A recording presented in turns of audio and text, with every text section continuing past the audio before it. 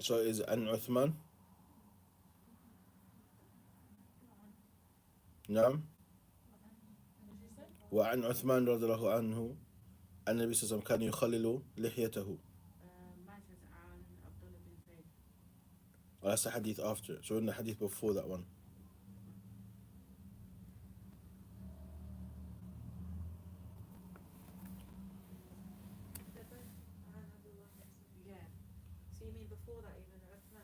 There's a hadith and no. You have two hadith after, that's by Abdullah ibn Zayd. But before that, there's a short hadith. عن عثمان رضي الله تعالى عنه أن النبي صلى الله عليه وسلم كان يخلل لحيته في الوضوء. أخرجه الترمذي وصححه ابن خزيمة. نعم. So it mentions here that the Prophet Muhammad صلى الله عليه وسلم, he used to put his fingers through his beard with the water when he was doing wudu. And we mentioned that just now earlier today in Usul al-Fiqh. So of the things that we learned from this, the Prophet Muhammad used to have a dense beard, and from that which is legislated is when washing your face, then it's also from the sunnah to use your fingers to allow the water to go inside your beard. So to put water within your beard, using your fingers to go through your beard, the inside of your beard with your fingers with water, inshallah. That's also from that which is legislated. Also, مداومة النبي صلى الله عليه وسلم على ذلك لقوله كان. The fact it says كان يخلل shows that this is something the person used to do in abundance, something that was constantly done. So when we see that the Prophet says كان يفعل شيئا, that he used to do something, meaning that it was constant.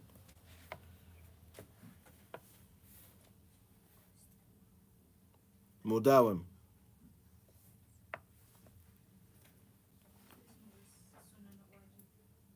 This is sunnah now.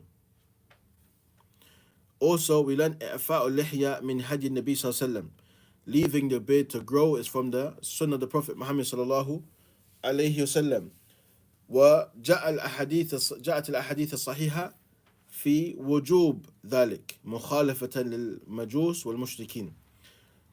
Many ahadith come to show the command to do that, to grow your beard and be different from the fire worshippers and the people of shirk. So this is something that is an obligation. It's an obligation for the Muslim man to grow the beard, and it's haram to shave it, to cut it.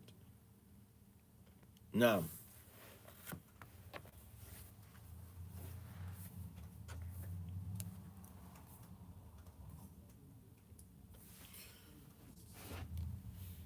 then the next hadith it mentions an Abdullah ibn Zayd قال إن النبي صلى الله عليه وسلم أوتي بثلثي مد, that the Prophet Muhammad ﷺ was brought like 2/3 of a mud, which is a small amount of water. فجعل يدلك ذراعيه, and he was rubbing his forearms between the wrist and the elbow. So this shows, one, not using too much water. That the Prophet Muhammad ﷺ was able to perform wudu with minimal amount of water.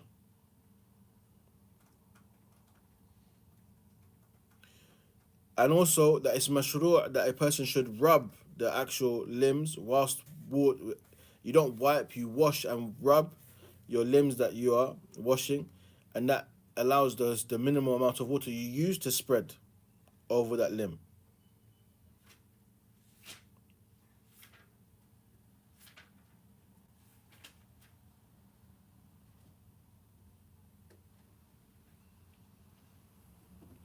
So of the thing that's mentioned is mustahab, is yustahabu dalk, which is to rub the limbs with the water when you're washing that. وهذا يعني سنة لما فعله النبي صلى الله عليه وسلم.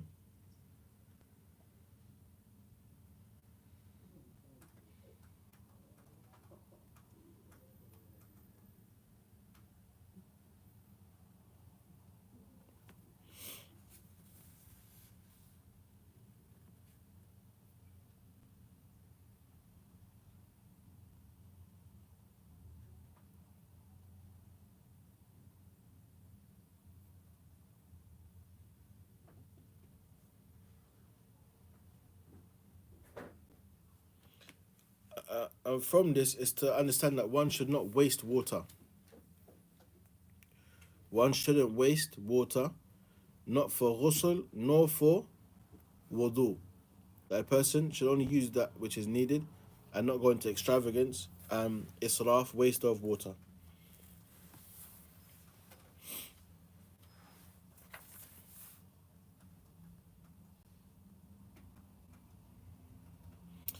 Then he mentions وعنه, يعني back again about from Abdullah bin Zayd, أنه رأى النبي صلى الله عليه وسلم يأخذ لأذنيه ماء غير الماء الذي أخذه لرأسه. هذا الحديث فيه ضعف. هذا حديث شاذ. هذا حديث شاذ. This hadith is weak and is strange in terms of that which is authentic that opposes what is mentioned here.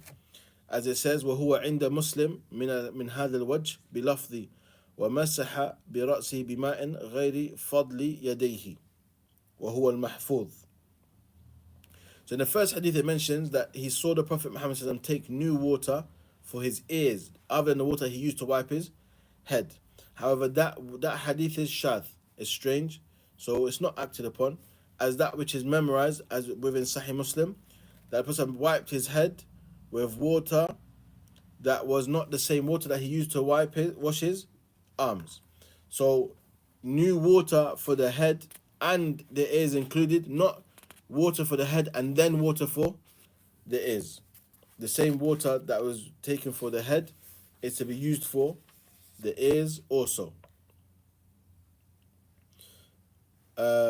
And that shows that it's legislated for a person to wipe the ears in wudu. Also, that it's recommended to take new water. So it's not that which is correct. لا يسن أخذ ماء جديد للأذنين. It's not from the sunnah to take new water for the ears. It's not from the sunnah to take new water for the ears. Is it makruh for those who waste water for wudu and ghusl? Yes, it's makruh. It's disliked to waste water in any given circumstance.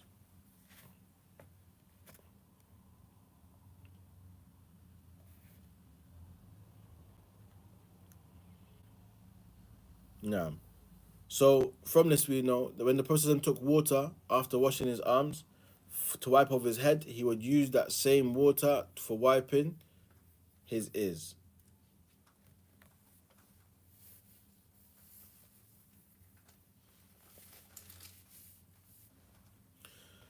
It mentions وعن أبي هريرة رضي الله تعالى عنه قال سمعت رسول الله صلى الله عليه وسلم يقول إن أمتي يأتون يوم القيامة غرا محجلين من أثر الوضوء فمن استطاع منكم أن يطيل غرته فليفعل متفق عليه. So here it mentions in this hadith that the Prophet Muhammad sallallahu alayhi wasallam, he mentioned, my people will come on the day of resurrection with radiant faces, hands and feet from the traces of wudu. If any of you can extend his brightness, let him do so.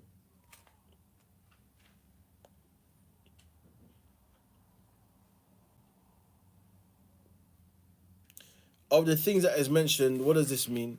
How does a person extend their brightness? Of the things that's interpreted,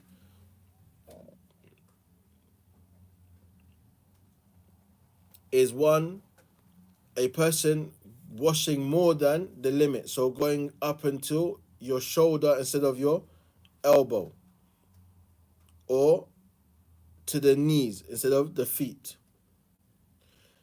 as that was understood by Abu Hurairah radiallahu anhu. The other thing that is mentioned, that it means washing it 3 times instead of restricting to once. So once is the obligation, 3 times is the sunnah. So if you did wudu and did all of the actions once, that's sahih. You fulfilled the obligation. Doing it more than once, washing it up to 3 times, and that is sunnah.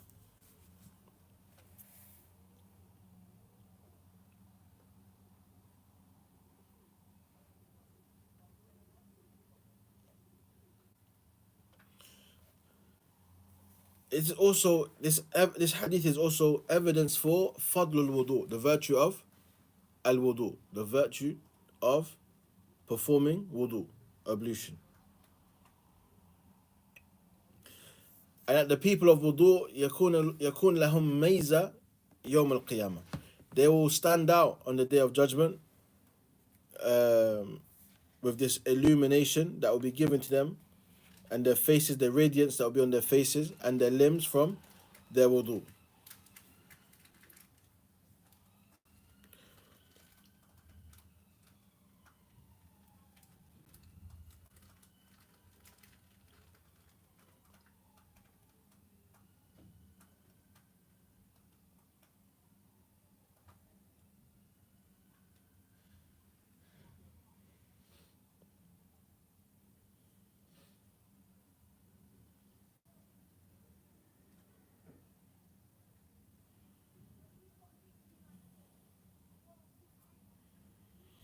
I must mention this um, this is a sign. This radiance in the face and the limbs from wudu is a sign specific to the ummah of the Prophet Muhammad sallallahu alaihi wasallam.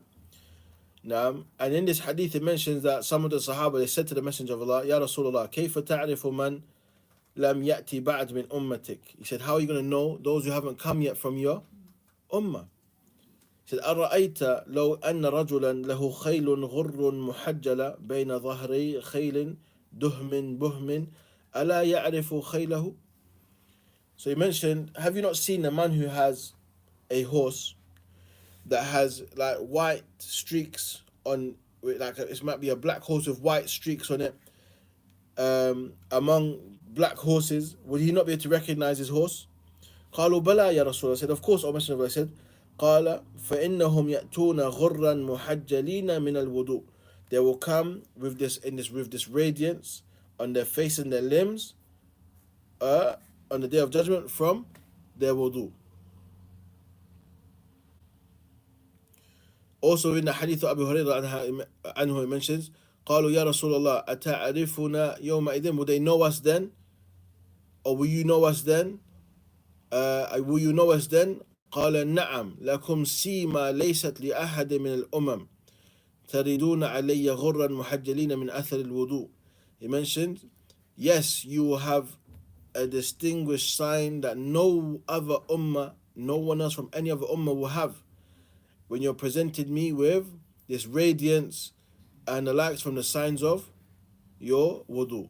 So this hadith, it shows the virtue of this ummah, the ummah of those who follow the Prophet Muhammad sallallahu alayhi wasallam. As we know, Allah mentions, "Kuntum khayra ummatin ukhrijat lin-nas."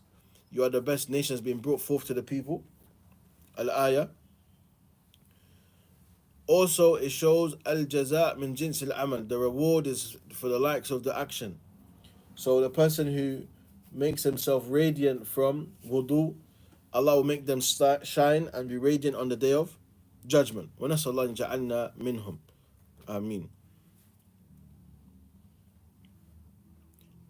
Also, it shows the virtue of this ummah regarding the station of the standing on the day of judgment, that they will be recognized and have distinguishing factors.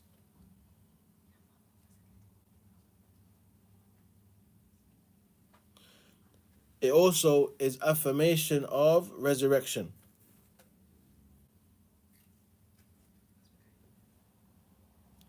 It's affirmation of resurrection, and that every ummah shall come alone, individually, not any with others. Each ummah will be recognized for themselves.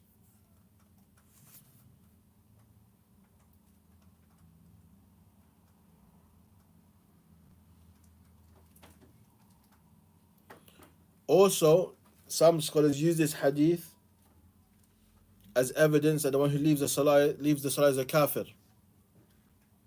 Because the one who leaves the salah leaves off wudu. And this is from the signs of the of the Prophet Muhammad sallallahu alayhi wasallam, that a person will be known by from all the other because of the signs of the radiance from making wudu. And those who have left the salah, they don't make wudu.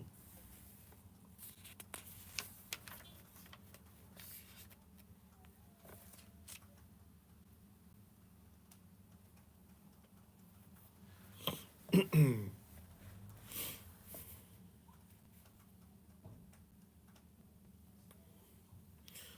mentions وعن عائشة رضي عنها قالت كان النبي صلى الله عليه وسلم يعجبه التيمن في تنعله وترجله وطهوره وفي شأنه كله متفق عليه.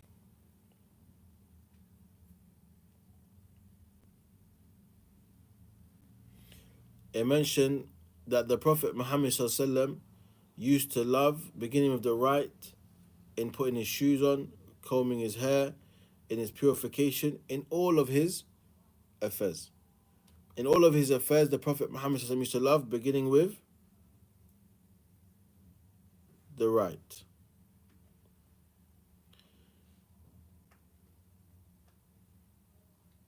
Unless there was evidence to show otherwise.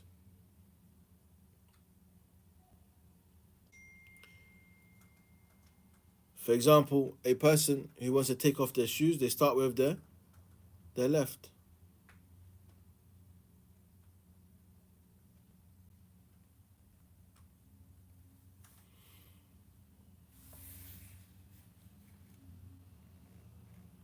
And this is based on another hadith that the Prophet Muhammad mentioned, إذا انتعل أحدكم فليبدأ باليمين وإذا نزع فليبدأ بالشمال ولتكن اليمنى أولهما وتنعل وآخرهما تنزع متفق عليه.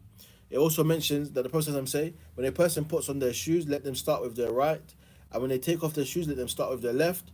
Let your right be the beginning of them when you put them on, and the last of them when you take them off.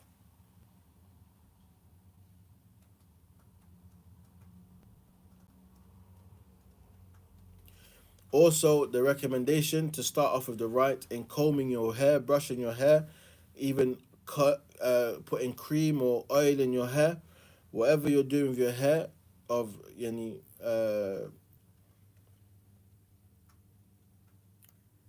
this maintenance of your hair, start off with your right.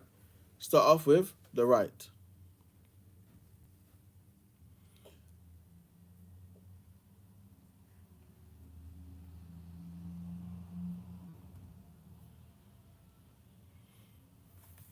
And also the hadith of the Prophet ﷺ that's also narrated by Abu Hurairah. قال رسول الله صلى الله عليه وسلم إذا توضأتم فابدأوا بميامنكم. When you perform wudu, then start off with your right. I say this is for istihbab, so it's a recommendation. And it's mentioned that there's ijma', there's scholarly consensus regarding that. Mentioned by Imam Nawawi and Ibn Qudama, there's no khilaf in that.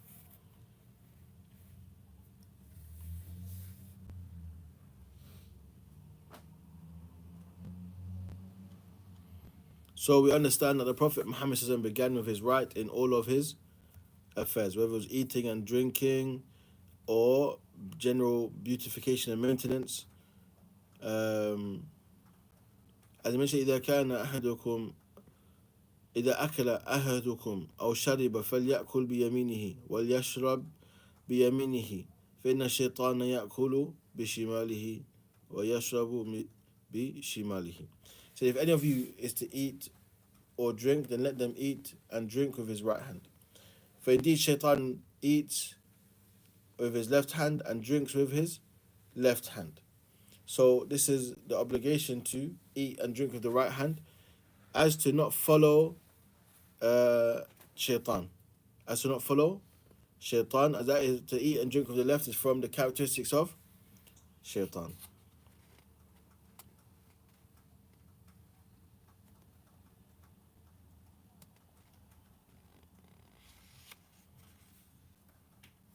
There are some matters that are to be done with the left hand, and that is, for example, cleaning oneself after relieving oneself in the toilet, entering with the left foot when entering the toilet, and exiting the masjid with the left foot first when you're leaving the masjid.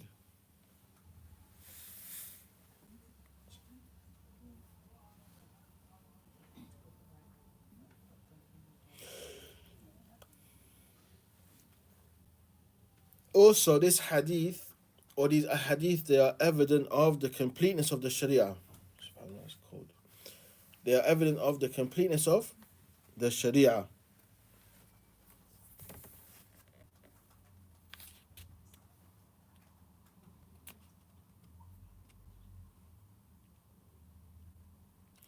Also, it mentioned that the Prophet never used to shave his hair. He used to grow his hair. He would only trim it. But he would shave it only during Hajj and Umrah. But it does not mean that it's sunnah to grow your hair as a man. It does not mean it's sunnah to grow your hair as a man. So he said he would only shave it for Hajj and Umrah. Naam. Otherwise, he would trim it. But to cut it completely, either during Hajj or Umrah.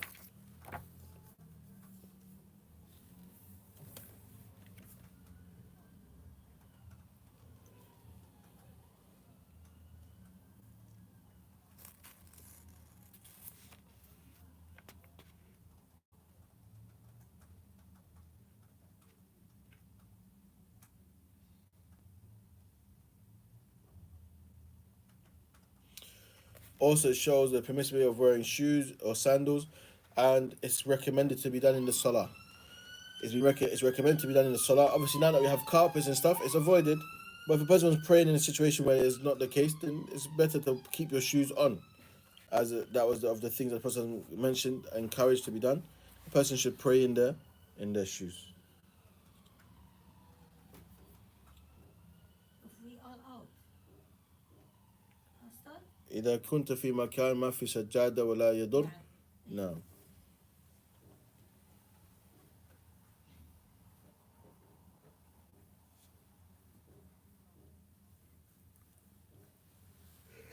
Was that to distinguish ourselves from the Jews? Say that again, sorry? Was that to distinguish ourselves from the Jews? Naam. That's what mentioned in the hadith now. Even if they don't do it now, it's still from the sunnah to be done.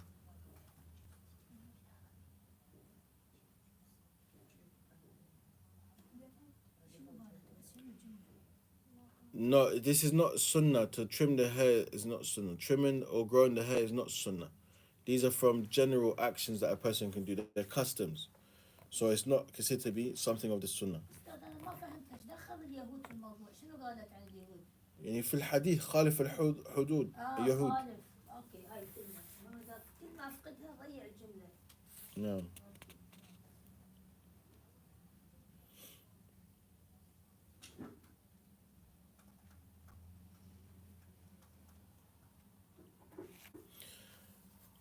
It mentions in the next hadith, and we'll stop on this one. It says, عن المغيرة ابن شعبة رضي الله عنه أن النبي صلى الله عليه وسلم توضأ فمسح بناصيته وعلى الإمامة والخفين أخرجه Muslim.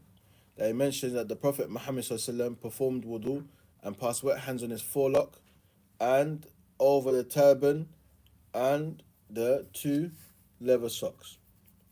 So what's mentioned here, the Prophet Muhammad صلى الله عليه وسلم used to wear a turban, an imama. Now, it wasn't ever known that he would someone that would have his head exposed unless it was during the times of ihram, where it's not permitted to cover the head.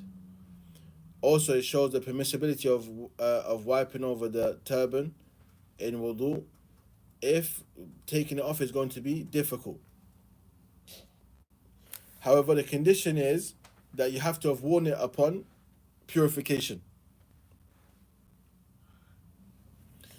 And they also say the same applies for the woman who wears a khimar that is tied and wrapped on her head, that she's allowed to wipe over it.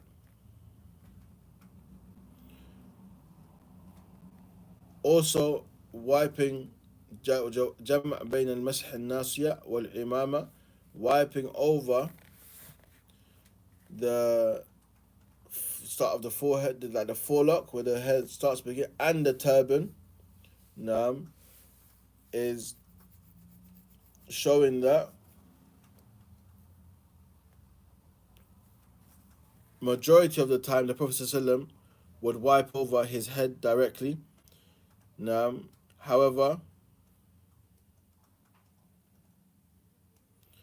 Ibn Qayyim rahimahullah, he mentions that it's affirmed regarding wiping the head 3 different sunan. Wiping the head alone, wiping the imama, wiping, which is the turban, wiping the forehead, wiping the head and the imama, wiping both of them. So you start off wiping the part of your head that is possible, and then you wipe over the imama. And that's a combination of both. All 3 methods is considered to be from the sunnah as mentioned by Ibn al-Qayyim.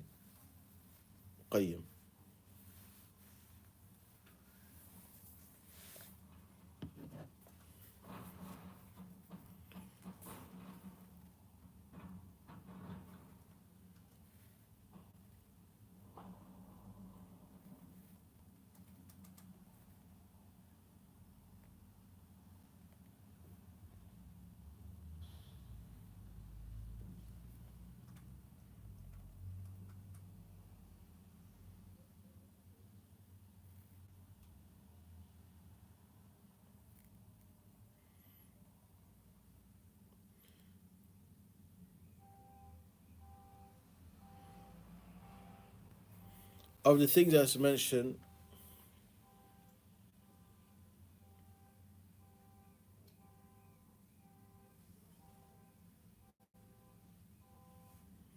when it comes to wiping, a woman wiping over her hijab.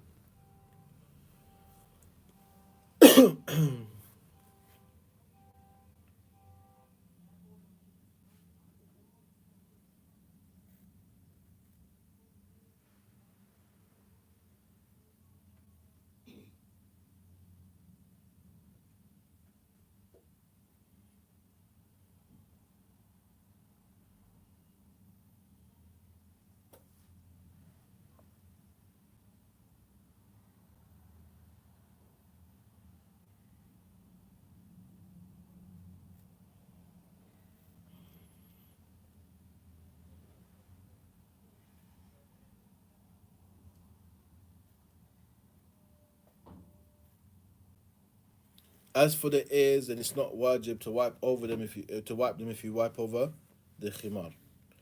But of the thing that's mentioned, that majority of scholars they don't see that a person should wipe over the khimar, but it's all the things that are permissible to be done. But if the woman wipes over the khimar, over her khimar, then she doesn't have to wipe the ears. But if the person has the ability to do so, then it's recommended to be done.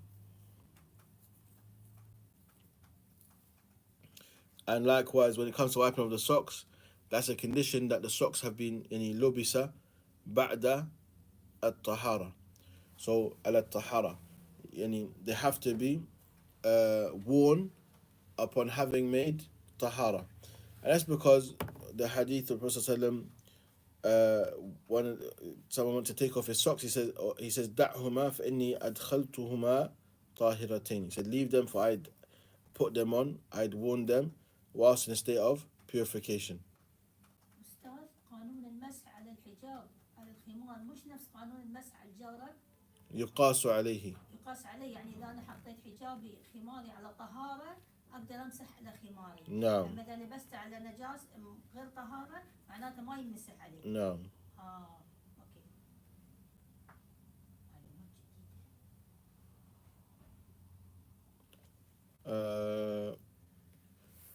Also was mentioned, as for wiping of the socks, الخفين قد تواترت به السنة ولم ينكره إلا أهل البدع من الرافضة والخوارج. This is narrated abundantly within the Sunnah, and only the ones who oppose it are from Ahl al-Bid'ah, from the Rafida, the Shia, and the Khawarij. Hence why this matter is mentioned in books of Aqidah.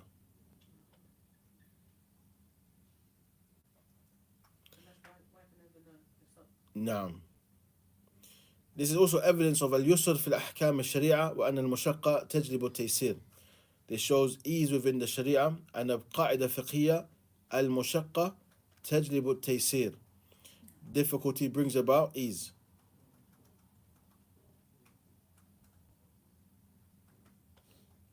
نعم. So with that, we'll stop here inshallah ta'ala, and we'll continue from hadith number 44 in the coming lesson, inshallah ta'ala. فجزاكم الله خيرا. اللهم صل وسلم على نبينا وحبيب محمد وعلى آله وصحبه أجمعين. السلام عليكم ورحمة الله وبركاته.